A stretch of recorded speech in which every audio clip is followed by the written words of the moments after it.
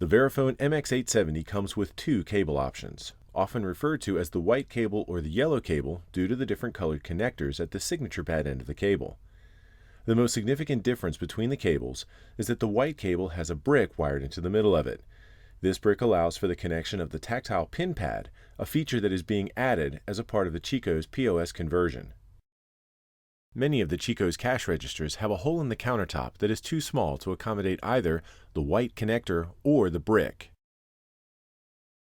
In order to account for these situations, Chico's has had each of the white cables modified by breaking them between the white connector and the brick and installing a pair of 35-pin D-shell connectors.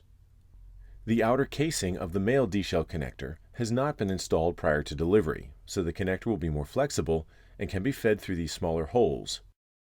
Before installing the cable, inventory the contents of the modified white cable kit.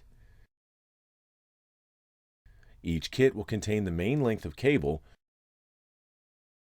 with a power-off terminal connector at one end, a brick in the middle, and a female 35-pin D-shell connector on the other end. This connector should be completely assembled. There will also be a second, shorter length of cable with the white Verifone connector at one end and a 35-pin male D-shell connector that has not had its outer casing installed at the other end. A small plastic bag containing the outer casing for this D-shell connector and the necessary hardware is also included. Once the inventory is complete, test to see if the white connector will fit through the hole in the countertop. If the white connector fits through the hole in the countertop, then assembly of the male connector's case and connection of the two D-shell connectors can be performed prior to installation of the cable.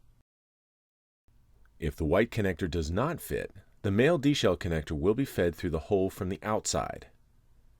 Take the male D-shell and gently roll the cable one time along the side of the connector.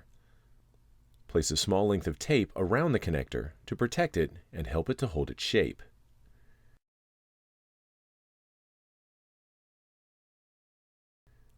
Feed the D-shell connector through the hole.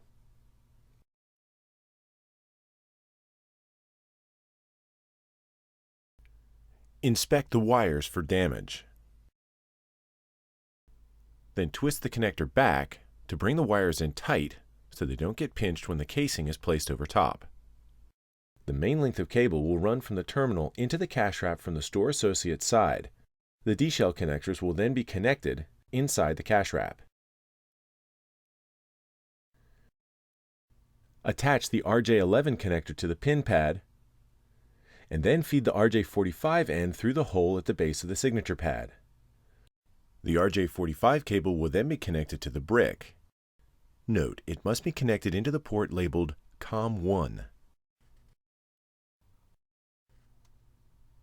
The white connector then attaches to the underside of the sig pad. Make sure to press it in firmly and feed the cable through the channel on the signature pad case. Don't forget to install the cable retention plate and screw it down.